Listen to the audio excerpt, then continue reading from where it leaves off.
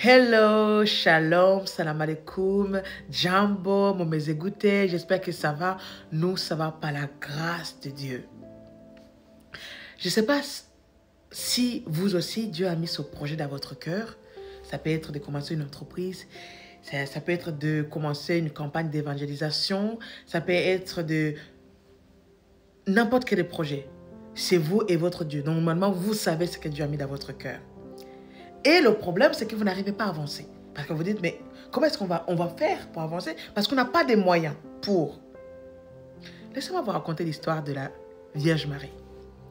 Quand je vous parle de la Vierge Marie, il y a une différence entre Marie, mère de Jésus, donc cette maman qui était responsable de Jésus, et Marie Vierge. Donc Marie, là on parle de la dimension de sa foi, du niveau de la foi de Marie, la Vierge Marie, son innocence face à Dieu.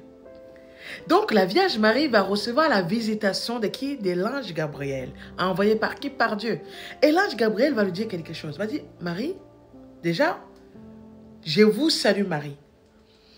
Marie est étonnée déjà par la manière dont l'ange Gabriel va la saluer. Elle est troublée. Elle dit, mais qui suis-je en fait pour être saluée de telle manière? Qui suis-je pour être respectée autant par Dieu? Parce qu'en réalité, les amis, que Dieu est tout présent, que la présence de Dieu, elle est pesante. La présence de Dieu, elle est pesante. Je ne sais pas si vous avez déjà senti cette présence, que vous sentez. Alors, les chrétiens évangélistes qui sont, baptisés par l'Esprit Saint, qu'ils sentent, même ceux qui viennent même donner leur vie à Jésus, qu'ils sentent la présence de Dieu, que Dieu est présent, c'est que vous êtes en fait en fait, je ne sais pas comment dire, vous êtes dans un état, c'est pas un état second, parce que vous savez que c'est la réalité, vous voyez la réalité. Justement, la réalité devient trop réalité. Je sais pas comment dire, tout ce qui est réel devient trop réel pour toi, parce que vous voyez tout en zoom, et c'est tellement agréable, mais en même temps pesant. Bref, juste pour vous dire que la présence de Dieu peut troubler. Et c'est le cas pour Marie, elle va être troublée. Mais l'ange Gabriel va le rassurer en disant que elle va le saluer, dans le respect, dans l'amour. On voit l'amour que Dieu porte pour cette femme-là en fait. C'est un amour que je n'ai vu sur aucune autre femme qu'elle. On voit un amour vraiment très spécial. Et c'est comme si un homme qui vient en fait rencontrer son épouse. Et il y a des compliments, limite dans le discours de l'ange, c'est très respectueux, mais on voit une déclaration d'amour, mais vraiment très profond de Dieu vis-à-vis de cette femme-là, donc de la Vierge Marie.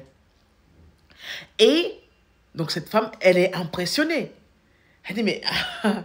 Et là, Dieu lui dit, l'ange lui dit, vous allez tomber enceinte et de l'Esprit Saint.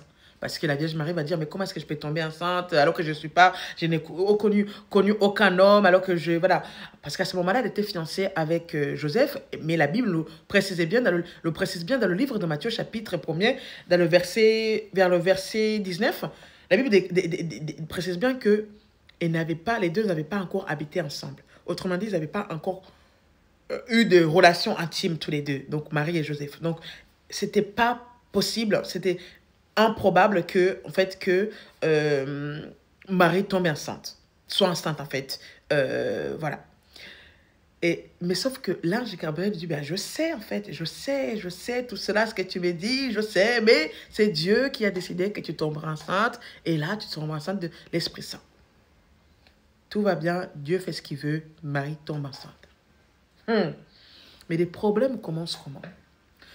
Il y a la promesse que Dieu vous a faite.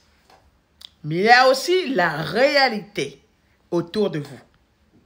Votre réalité, c'est quoi? C'est vos enfants. Votre réalité, c'est votre mari. Votre réalité, c'est vos voisins. Votre réalité, c'est même ton patron au travail.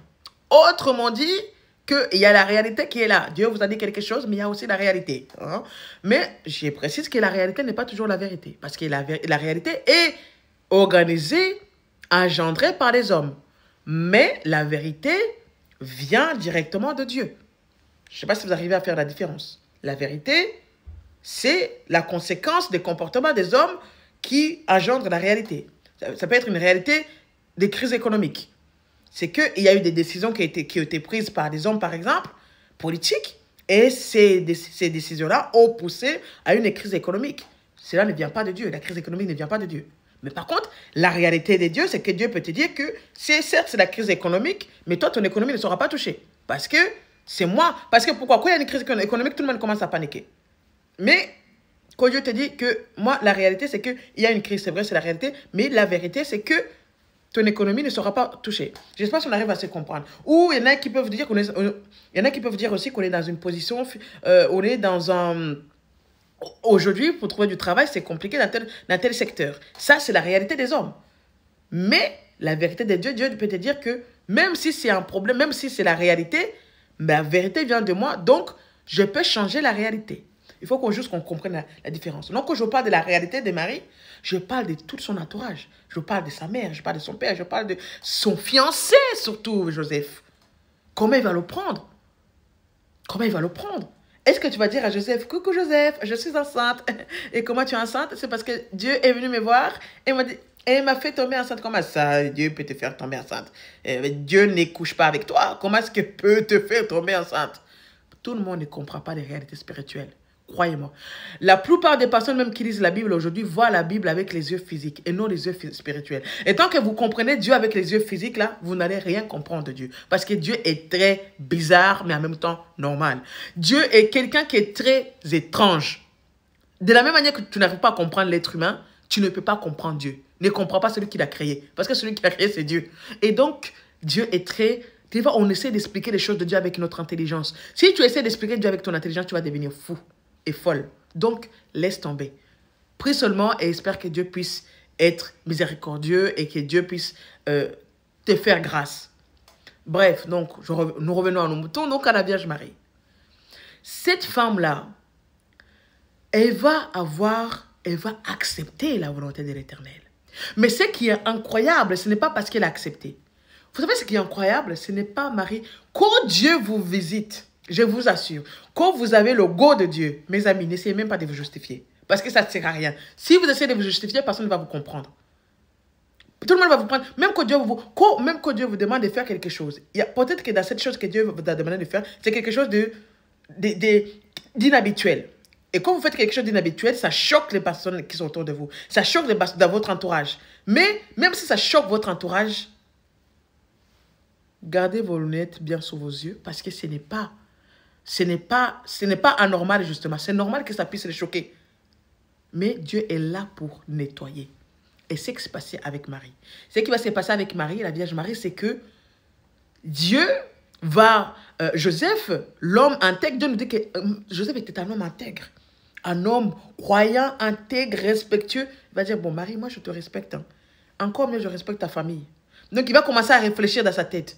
Marie, je la respecte. Je respecte même sa famille. Le fait qu'elle est tombée enceinte là, moi je n'ai pas envie de mettre la honte sur elle, parce que quand même je la respecte, et c'est une fille bien, elle est gentille, elle est naïve, elle est, voilà, elle est tombée sur un gars qui l'a peut-être manipulée, elle est tombée enceinte, donc moi je vais rompre discrètement avec elle, comme ça elle va continuer sa vie de prostituée, moi je ne veux pas rentrer dedans. Bien aimé, vous n'avez pas besoin de vous justifier. Ce qui s'est passé, c'est que Marie n'a pas eu besoin de se justifier. Puisque Dieu lui-même, le Dieu qui avait donné ce fardeau à Marie, c'est le même Dieu qui est parti parler à Joseph. Joseph, c'est ma volonté. Et là, Joseph se tue et Joseph a compris et elle a accepté de rester auprès de Marie. Combien de Joseph, au lieu de soutenir leurs épouses, ils partent? Combien de Joseph, quand ils voient leur épouse malade, ils vont chercher une deuxième épouse? Combien de époux, quand ils voient que maman n'arrive pas à enfanter, maman n'arrive pas à tomber enceinte, ils vont chercher une autre épouse? Combien de messieurs, ils vont voir leur femme portugais, ils vont chercher d'autres épouses ou ils vont tromper leurs épouses? Mes amis, hommes mariés, soyez respectueux et surtout respectez vos épouses. Car chaque épouse représente Marie. Je parle d'une épouse qui croit en Dieu, bien évidemment, qui est soumise à la parole de Dieu. Peu importe, représente Marie.